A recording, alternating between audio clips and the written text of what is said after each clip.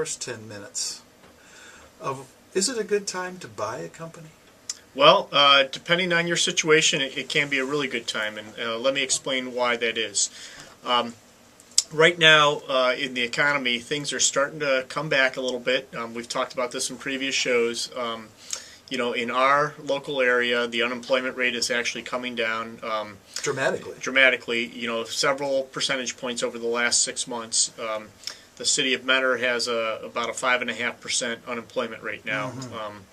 So down from about 8.2% 6 months ago. So Gotcha. that's a big shift in a short period of time. Hasn't happened in all the other parts of the country, but here it is happening. Rick, is it manufacturing driven? I believe that's what's driving the Okay. whole process, Yeah. and everybody else is benefiting because of that. Okay.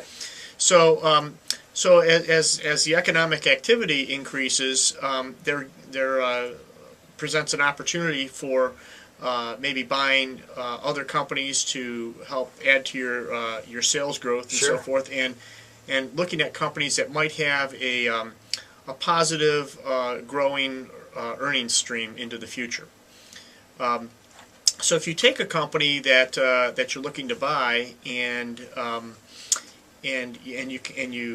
you push it together and merge it with your company, you can end up not only growing your sales but dramatically growing your income.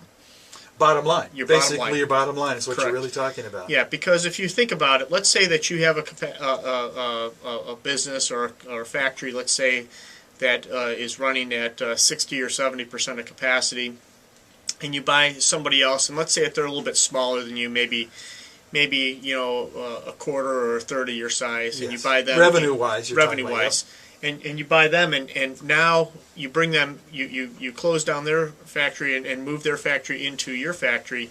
Now your factory is running maybe at 90% or 95% of capacity. You don't have to pay for another building. Most of your base utility costs are covered. You don't have to have another accounting department. You don't have to have another human resources department. There's a lot Probably spend less on insurance, and both companies Correct. work together. Yep. There's so many synergies there to save money. So you take that, and let's say that other company was making a little bit of money, and you paid a multiple of earnings for them based on their historical earnings. Well, now when you look forward to your company, instead of it being, let's say theoretically you paid five times earnings. Well, now when you've eliminated some of these expenses, now you might only be paying 2 or 3 times earnings. Oh, I see. Okay, let's back up on that. I Yeah. see what you mean. So you've got a $10 million company and a $3 million company. Correct. $10 million company purchases the $3 million company, maybe for 5 times earnings, and maybe that $3 million company has a net income. Let's just say it's 300,000. 300. Okay, 300. Say 10%. 10%. So what you're really saying then is if you take that 300,000 times 5, times 5, which would be $1.5 million sale. That's the purchase That'd price. be the purchase price, and Right. and there's a lot of ways you can move that around as far as timing it and Sure. doing it over a period of time. So what you're saying is that you're really, in the long run, not buying it for 5 times. Well, what if you were able to, you looked at it and you said, well, for the $3 million business that they were paying $150,000 for their building, and they paid another for some of the duplicated front office expenses, like accounting or human resources or other things like this.